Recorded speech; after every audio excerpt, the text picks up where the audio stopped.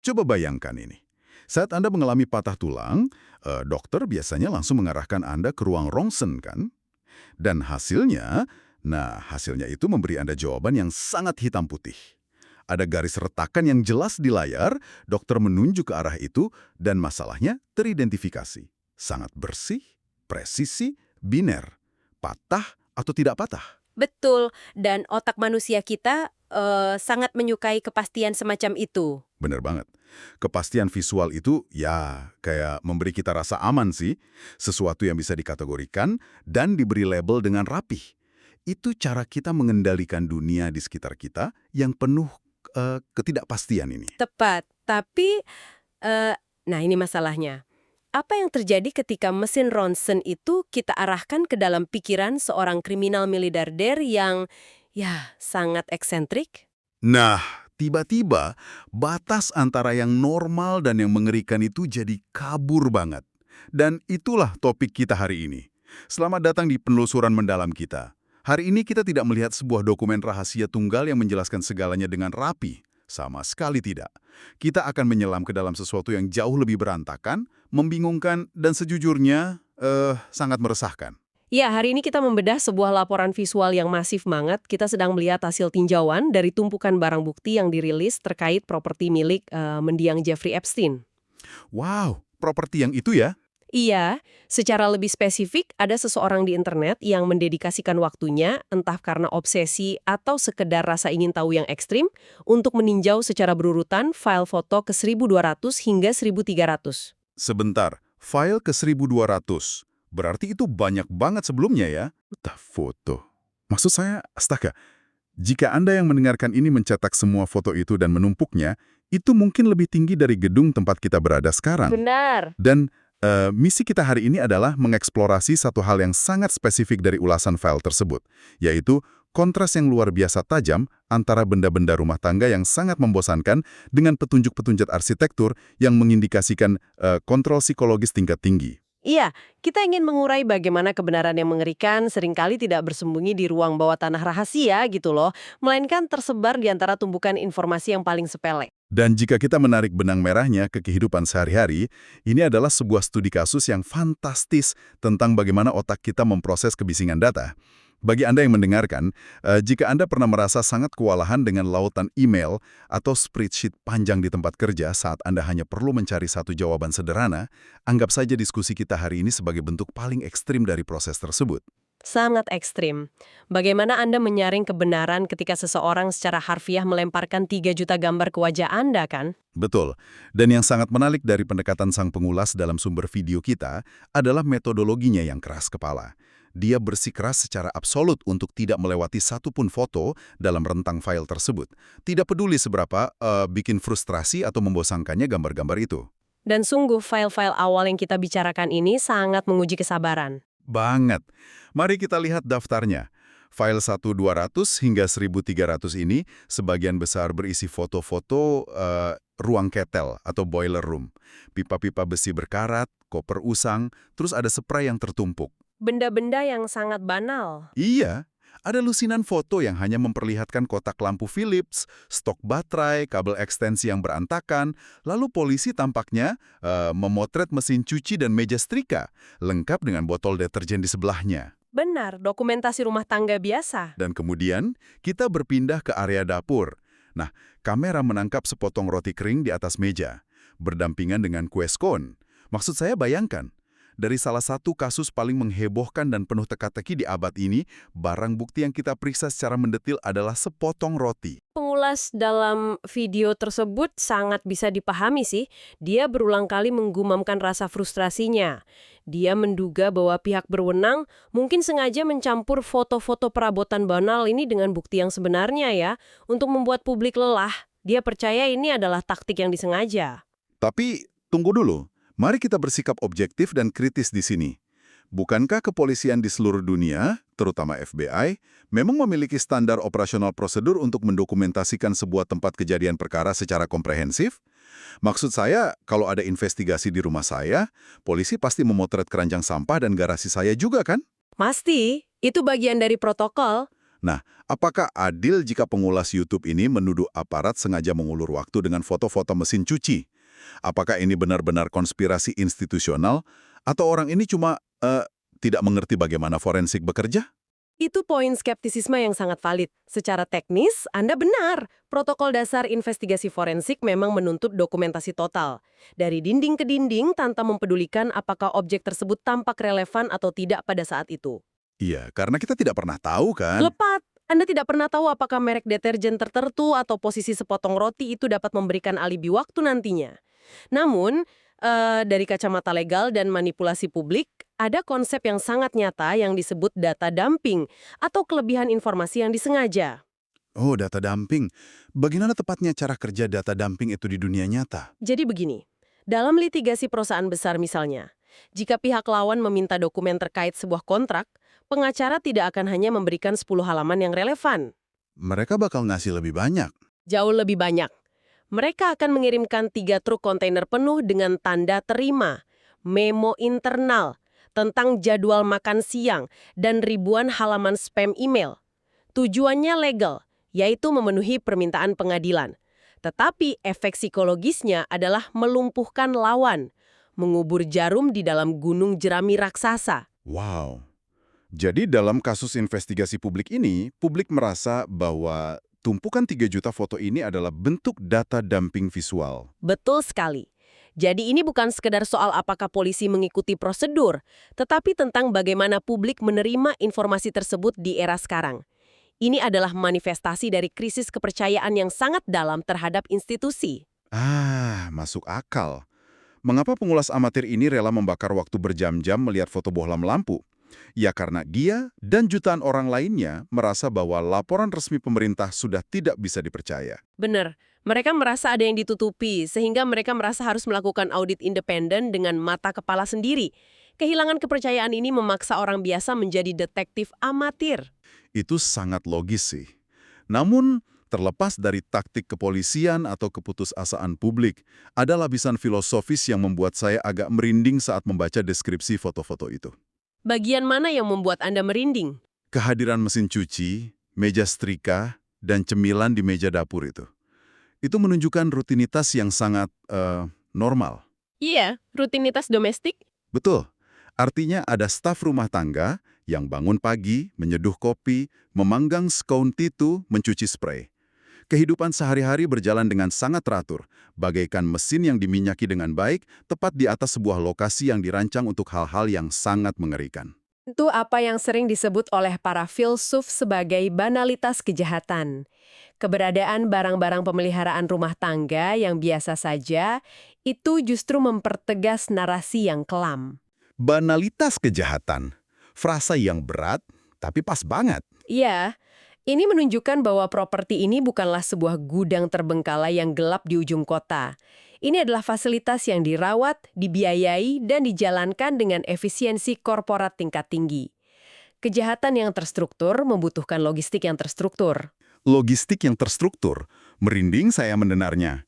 Dan disitulah letak batas di mana kewarasan mulai terkikis, kan? Karena setelah melewati ruang cuci dan tumpukan kabel ekstensi itu, kita tiba di sebuah transisi tajam di dalam properti tersebut. Transisi arsitektural. Iya, kita mulai masuk ke area di mana arsitektur berhenti berfungsi sebagai rumah pada umumnya. Disinilah desain interior mulai bertindak sebagai alat kontrol. Berdasarkan catatan sumber kita, perubahan tata letak ruangan yang ditangkap oleh kamera polisi ini benar-benar tidak lazim untuk sebuah hunian mewah. Sama sekali tidak lazim. Mari kita bahas ruangan yang dideskripsikan sebagai kamar dewasa modern ini. Ini adalah bagian yang membuat saya sangat tidak nyaman. Silakan. Titik fokus utama dari ruangan tersebut bukanlah televisi besar atau jendela dengan pemandangan laut yang indah, layaknya rumah mewah. Titik fokusnya adalah sebuah ranjang kecil. Dan ranjang kecil ini dikelilingi oleh kursi-kursi di berbagai sisinya. Ya, penataannya sangat spesifik. Maksud saya, bayangkan secara visual, ini sangat teatrikal kan? Kamar tidur itu biasanya dirancang untuk privasi, bersembunyi dari dunia luar. Tetapi ruangan ini disiapkan dengan jelas untuk sebuah audiens. Analisis psikologis dari arsitektur semacam itu memang sangat gelap. Jika Anda melihat prinsip desain ruang, posisi tempat tidur biasanya mencerminkan kebutuhan akan keamanan dasar manusia. Diletakkan bersandar di dinding kokoh atau setidaknya di sudut ruangan. Betul, biar kita merasa aman saat tidur. Tepat, tetapi ketika Anda menempatkan sebuah tempat tidur berukuran kecil persis di tengah ruangan dan dengan sengaja memosisikan kursi-kursi yang menghadap ke arahnya, Anda secara fundamental telah mengubah fungsi ruangan tersebut. Berubah menjadi apa tepatnya? Semacam panggung pertunjukan. Lebih buruk dari itu berubah menjadi ruang observasi. Lingkungan seperti ini secara sengaja dirancang untuk meruntuhkan otonomi individu yang berada di tengahnya. Ada elemen intimidasi pasif ketika arsitektur ruangan itu sendiri memberitahu Anda bahwa Anda sedang ditonton. Inilah inti dari apa yang kita sebut sebagai arsitektur kontrol. Arsitektur kontrol. Jadi lingkungan fisik dibangun khusus untuk manipulasi mental. Betul. Dan konsep arsitektur kontrol itu semakin ekstrim di ruangan berikutnya. Ya. Kamera polisi menangkap gambar sebuah pintu. Tapi ini bukan sembarang pintu kayu ek tebal yang biasa Anda temui di rumah orang kaya. Ini adalah pintu berpalang besi berat. Dan di lantai dekat situ, polisi mendokumentasikan sebuah gergaji mesin kecil, semacam basau listrik. Nah, detail spesifik dari pintu berpalang itu adalah kunci forensiknya. Ya, pengulas mencatat dengan sangat jelas. Palang besi itu dipasang sedemikian rupa sehingga fungsinya bukan untuk mengunci orang dari luar agar tidak masuk. Sebaliknya, mekanisme pengunciannya berada di sisi yang memastikan siapapun yang ada di dalam ruangan tersebut tidak akan bisa keluar. Mekanisme penahanan searah. Tunggu, mari kita jeda sejenak di sini. Mengapa sebuah rumah liburan di pulau tropis membutuhkan pintu dengan spesifikasi yang hanya bisa ditemukan di fasilitas penahanan negara? Ini benar-benar desain sebuah penjara swasta. Dan ketika Anda menggabungkan pintu penahanan itu dengan temuan berikutnya, narasinya menjadi jauh lebih dingin dan forensik. Saluran air. Betul, saluran air di tengah ruangan. Iya, saluran air atau drain di lantai. Saat saya membaca bagian itu, rasanya sangat ganjil. Untuk apa ada saluran air got persis di tengah sebuah ruangan yang diyakini sebagai area tinggal? Anda biasanya hanya menemukan saluran air lantai terpusat di tempat-tempat yang sangat spesifik kan, rumah sakit, fasilitas pemotongan hewan, pabrik industri, atau ruang dekontaminasi. Tempat-tempat yang kotor. Singkatnya, tempat-tempat yang didesain agar bisa dibersihkan dengan sangat cepat dan efisien. Biasanya melibatkan cairan kimia dalam jumlah besar atau kebutuhan untuk menyemprot seluruh ruangan dengan selang air berkekuatan tinggi. Untuk membersihkan materi biologis atau bukti fisik dengan cepat tanpa meninggalkan jejak di karpet atau sela kayu. Ya ampun. Persis, menemukan infrastruktur tersebut di dalam sebuah kamar di rumah residensial, dikombinasikan dengan pintu yang berpalang dari luar, itu mengirimkan sinyal bahaya yang sangat spesifik kepada penyidik manapun. Ruang-ruang ini dibangun atas dasar efisiensi pembersihan dan penahanan absolut. Itu membawa kita dari rasa tidak nyaman ke kengerian yang murni sih. Namun, di tengah semua infrastruktur penahanan yang kokoh itu, ada satu benda yang memicu amarah terbesar dari sang pengulas video. Brankas baja itu. Ya, brankas baja. Pengulas menemukan serangkaian foto yang memperlihatkan sebuah brankas baja berukuran besar atau fold. Tapi benda itu tidak utuh. Foto-foto itu menunjukkan bahwa brankas tersebut sudah dicabut dari dinding atau lantai tempat asalnya. Dicabut paksa. Betul. Kemudian logamnya sudah dipotong paksa hingga terbuka lebar. Dan lucunya, hampir tidak ada dokumentasi foto yang menunjukkan apa yang sebenarnya ada di dalam brankas itu saat pertama kali dibuka. Rasa frustrasi pengulas tersebut sangat memancar melalui teks yang kita baca. Tentu saja dia frustrasi. Tapi mari kita coba membedah ini secara logis. Apakah ini bukti dari operasi penyapuan rahasia oleh pihak luar? Ataukah ini prosedur normal? Prosedur normal bagaimana maksudnya? Ya, bukankah sangat logis jika aparat federal seperti FBI yang membawa alat berat, mereka memotong brankas itu, menyita hard drive, atau dokumen di dalamnya sebagai bukti utama yang diklasifikasikan, dan sekedar meninggalkan cangkang besinya di sana untuk difoto belakangan? Atau, apakah kita sedang melihat sisa-sisa penjarahan yang dilakukan oleh rekan-rekan elitnya yang panik untuk melenyapkan bukti sebelum polisi sempat mengetuk pintu? Pertanyaan yang Anda ajukan itulah yang menjadi inti dari pusaran teori konspirasi publik saat ini. Ketidaktahuan tentang siapa yang memotong brankas tersebut dan kapan itu dipotong menciptakan sebuah ruang hampa informasi.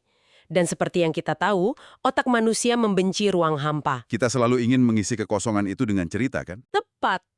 Brankas yang terbuka paksa dan kosong ini berfungsi sebagai metafora sempurna untuk keseluruhan saga investigasi ini. Publik diizinkan melihat struktur luar dari kejahatan tersebut.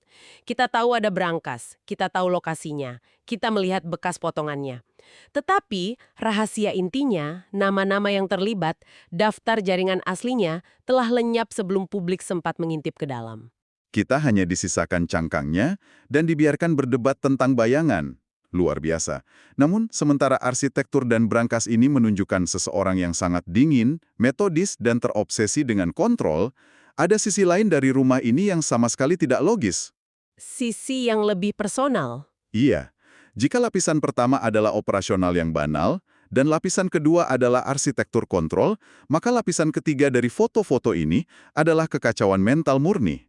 Anda berujuk pada kurasi objek-objek personal dan dekoratif di dalam ruangan properti itu. Mari saya bacakan daftar barang yang difoto, karena rasanya seperti kita sedang berjalan-jalan di pasar loak yang dikuratori oleh seseorang yang sedang berhalusinasi. Silakan. Ada tangga spiral, dengan papan catur besar tergeletak begitu saja di bawahnya. Ada lilin-lilin besar yang terpasang di dinding, bola kristal, dan sebuah tali tebal yang menggantung. Kemudian kita masuk ke koleksi perpustakaannya. Pengulas di YouTube memperbesar gambar rak buku dan menemukan deretan judul yang tidak masuk akal. Apa saja judulnya? Ada buku berjudul Ghost Towns of the West, kota-kota hantu di barat. Lalu America 247. Dan anehnya, sebuah buku tentang pelukis Skotlandia, Scottish Painters. Pemilihan literatur yang sangat spesifik dan acak ya? Sangat acak. Dan yang membuat pengulas itu antusias. Keberadaan buku pelukis Skotlandia ini seolah menjawab misteri di file lain. Di mana ada foto sang pemilik rumah yang entah kenapa mengenakan kilt, pakaian tradisional rok lipat dari Skotlandia. Mulai ada benang merah artifisial di sana. Selain itu, masih banyak benda aneh lainnya. Patung anak laki-laki kecil, lemari berisi jaket-jaket, dan sebuah tas yang dipenuhi topeng pelawak bergaya teatrikal seperti di film Ice White Shot. Anda juga melihat boneka-boneka Matryoshka dari Rusia, alat musik marakas, dan sebuah telepon putar kuno dari masa lalu. Telepon putar mekanik. Jika saya, bersama jutaan orang di internet, mulai mencoba merangkai konspirasi dari semua ini. Apakah topeng teater, lantai dengan pola kotak-kotak catur hitam putih ini, memiliki makna ritual rahasia dari sebuah kelompok elit, ataukah kita sedang memaksakan logika pada pikiran seseorang yang memang tidak waras dan seleranya sekedar morak? Nah, ini adalah pertanyaan krusial tentang psikologi publik. Apa yang sedang dialami oleh pengulas video tersebut dan mungkin kita semua yang melihat daftar barang aneh ini adalah fenomena kognitif yang kuat bernama apofinia. Apofinia. Bisa Anda jelaskan bagaimana mekanisme itu bekerja di otak kita? Ya, adalah kecenderungan otak manusia untuk secara keliru menemukan pola, makna, atau hubungan pada data yang sebenarnya tidak memiliki koneksi logis atau murni acak. Secara evolusioner, otak kita adalah mesin pencari pola. Jadi kita diprogram untuk mencari makna dari kekacauan. Betul. Jika leluhur kita melihat semak-semak bergerak, mereka mengasumsikan ada predator. Bukan sekedar angin, lebih baik salah menduga ada harimau daripada mati dimakan kan? Nah, dalam konteks modern ketika publik dihadapkan pada kejahatan yang sangat sistemik dan menimbulkan trauma massal, otak kita menolak untuk menerima bahwa kejahatan itu difasilitasi oleh hal-hal yang membosankan dan kebetulan. Kita ingin percaya ada simbolisme yang lebih besar di baliknya. Tepat sekali. Jadi, sang pengulas melihat lantai kotak-kotak dan seketika menghubungkannya dengan ritual rahasia atau sekte okultisme. Karena itu memberi ilusi bahwa dunia ini beroperasi di bawah sebuah narasi besar, sebuah grand narrative, bukan sekedar kekacauan acak orang kaya yang eksentrik. Jadi, Anda berpendapat bahwa tidak ada pesan rahasia sama sekali?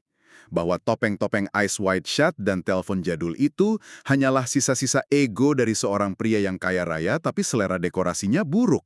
Saya tidak mengatakan bahwa tidak ada pesan sama sekali, tetapi kita harus memahami psikologi individu super kaya yang hidup dalam isolasi absolut.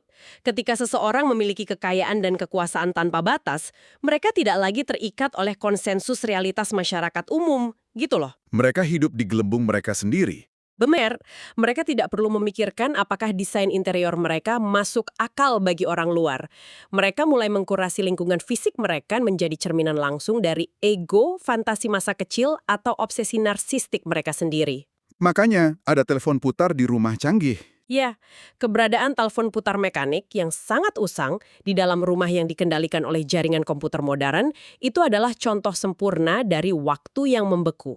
Di dalam properti itu, sang pemilik bertindak sebagai tuhan dari dunia kecilnya sendiri, mengontrol estetika dan waktu sesuka hati. Tidak ada yang berani protes ya. Tepat, tidak ada tamu atau staf yang berani menegur dan berkata, "Tuan topeng pelawak di lemari ini sangat menakutkan dan norak." Mereka dibayar untuk diam. Karena mereka dibayar untuk tidak melihat dan tidak berkomentar. Realitas yang dia ciptakan di dalam sana adalah realitas satu-satunya. Masuk akal, tapi tunggu sebentar. Ya, jika kita menyimpulkan bahwa pulau ini hanyalah sebuah taman bermain fantasi yang terisolasi untuk satu orang eksentrik, ada dua temuan dari dokumen sumber kita yang menghancurkan teori orang buangan yang kesepian itu berkeping-keping. Anda menyinggung soal transisi dari isolasi ke koneksi struktural, temuan yang mengikat properti aneh ini ke dunia nyata. Tepat. Pengulas kita menemukan sebuah foto yang wajahnya sedikit disensor atau tidak fokus, memperlihatkan seorang pria sedang duduk santai di dermaga properti tersebut. Sang pengulas, dengan nada yang sangat objektif di videonya, mencatat bahwa postur dan profil wajah orang tersebut memiliki kemiripan yang luar biasa dengan figur politik terkenal, Steve Bannon. Menarik. Ditambah lagi, di antara ribuan foto banality itu, ada penemuan sebuah buku direktori telepon internal dengan sebuah label yang sangat spesifik. Labelnya bertuliskan Epstein Room. Foto di dermaga dan direktori telepon ini seperti tamparan keras yang menyadarkan kita dari halusinasi boneka Rusia dan bola kristal tadi. Mengapa dua penemuan itu sangat penting menurut Anda? Ya karena itu adalah jangkar logistik. Itu membuktikan bahwa rumah dengan saluran air got dan pintu berpalang ini bukanlah dimensi alternatif yang terputus dari dunia luar. Tempat ini secara aktif didatangi oleh figur-figur dari pusat kekuasaan dunia nyata yang sedang duduk santai di dermaga. Direktori telepon internal itu membuktikan adanya struktur komando, jaringan ekstensi, staf operasional. Tempat ini adalah stasiun penghubung untuk sesuatu yang skalanya jauh lebih masif daripada fantasi satu individu. Analisis yang sangat cemerlang. Dan inilah tepatnya alasan mengapa taktik data dumping atau keharusan untuk meninjau file-file membosankan menjadi sangat-sangat relevan dalam investigasi. Karena disitulah bukti nyatanya bersembunyi. Betul. Anda tidak bisa membuktikan sebuah konspirasi jaringan global di pengadilan dengan menunjukkan foto patung anak laki-laki atau buku pelukis Skotlandia. Pengadilan tidak peduli dengan selera dekorasi yang aneh. Anda membuktikan operasi kriminal lewat buku direktori internal, tagihan mesin cuci komersial, catatan pengadaan kabel telepon, dan log kedatangan tamu. Benda-benda yang membosankan itulah yang menjadi fondasi tak terbantahkan dari sebuah operasi logistik berbiaya jutaan dolar. Sungguh sebuah ironi yang luar biasa. Sepanjang sesi kita hari ini, perjalanan kita benar-benar mendobrak ekspektasi. Kita memulai dengan mencari jawaban besar di tumpukan 3 juta foto. Namun kita dipaksa melihat barang-barang sehari-hari yang membuat kita menguap, baterai, kabel, dan roti kering. Kemudian kita terseret ke dalam kengerian dari arsitektur penahanan yang dingin, pintu berpalang, saluran air got. Hingga akhirnya kita tersesat dalam kurasi objek-objek personal yang terasa seperti halusinasi demam. Ini adalah pelajaran berharga bagi siapapun yang mendengarkan sesi ini tentang sifat sejati dari informasi dan sejarah. Momen-momen yang paling mengejutkan atau kejahatan terkelam di dunia jarang sekali diserahkan kepada kita dalam sebuah map tertutup yang berisi satu dokumen pengakuan yang rapi. Tidak seperti diagnosis hasil ronsen patah tulang yang langsung memberikan jawaban pasti di awal tadi, bukan? Jauh dari itu, kebenaran, terutama kebenaran tentang operasi kekuasaan yang korup, dibangun dengan kesabaran ekstra. Anda harus merangkai jutaan kepingan teka-teki yang secara individual tampak sepele dan sangat membosankan. Dibutuhkan pemikiran kritis yang kebal terhadap kelelahan untuk bisa menyaring kebisingan data. Untuk bisa melihat melampaui tumpukan spray putih itu, ya? Iya, dan menyadari secara analitis bahwa penempatan kursi yang mengelilingi sebuah ranjang kecil adalah sebuah anomali psikologis, bukan sekedar desain interior yang buruk. Anda butuh ketahanan mental yang tinggi. Sang pengulas YouTube yang kita bahas hari ini Terlepas dari rasa frustrasinya dan kecenderungannya pada apofenia, dia sebenarnya mewakili dorongan manusia yang paling mendasar, kebutuhan untuk menolak keputusasaan demi menemukan makna. Benar. Karena pada akhirnya, jika Anda ingin meruntuhkan narasi buatan dan melihat gambar aslinya, Anda harus bersedia turun ke ruang ketel yang berdebu. Anda harus mau melihat pipa-pipanya, dan Anda harus berani bertanya, mengapa berangkas baja berat itu kini berdiri terbuka dan direnggut isinya. Dan dalam lanskap informasi abad modern, tantangan ini semakin relevan bagi kita semua. Kita, masyarakat saat ini, memiliki akses langsung ke volume data mentah yang jauh lebih besar daripada peradaban manapun sepanjang sejarah manusia. Namun, akses ke data tidak berbanding lurus dengan pemahaman. Kita harus terus-menerus mengevaluasi kemampuan logika kita sendiri. Tentu saja. Namun, sebelum kita mengakhiri sesi bedah dokumen ini, mari kita putar perspektifnya sebentar. Tadi kita membahas bagaimana kita membedah isi rumah orang lain. Tetapi coba bayangkan, jika kehidupan Anda sendiri, Anda yang sedang mendengarkan, secara tiba-tiba terhenti hari ini. Sebuah skenario pemikiran eksperimental, silahkan. Ya. Bayangkan jika Anda menghilang, dan segala yang ada di kehidupan pribadi Anda ditinggalkan begitu saja. Lalu, sebuah otoritas merilis 3 juta lembar foto dari setiap sudut apartemen atau rumah Anda ke internet. Semua barang pribadi Anda diekspos. Iya. Foto dari isi keranjang sampah Anda yang belum dibuang, histori peramban internet yang tidak pernah Anda hapus, koleksi buku aneh yang Anda beli saat sedang bosan namun belum pernah dibaca, dan pengaturan tata letak furnitur ruang tamu Anda. Jutaan orang asing yang tidak pernah mengenal Anda duduk di depan layar mereka, menganalisis benda-benda tersebut untuk mencoba merekonstruksi siapa diri Anda sebenarnya.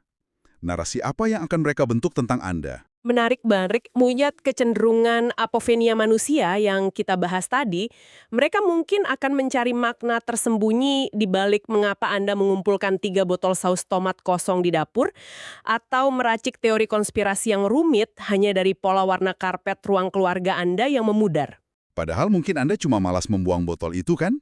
Betul, mereka tidak melihat Anda yang sebenarnya. Mereka melihat proyeksi ketakutan dan asumsi mereka sendiri melalui barang-barang Anda. Tepat sekali. Apakah para detektif internet itu pada akhirnya akan menemukan kebenaran yang utuh tentang esensi manusia Anda? Ataukah mereka, dan mungkin kita semua, hanya akan berakhir menjadi turis abadi yang tersesat di dalam labirin apofenia kita sendiri, asyik merangkai cerita hantu dari kabel-kabel yang terputus? Sesuatu yang sangat layak untuk Anda renungkan malam ini. Teruslah kritis, periksa kembali apa yang Anda baca, dan jangan biarkan lautan data menenggelamkan logika rasional Anda. Sampai jumpa di penelusuran kita berikutnya.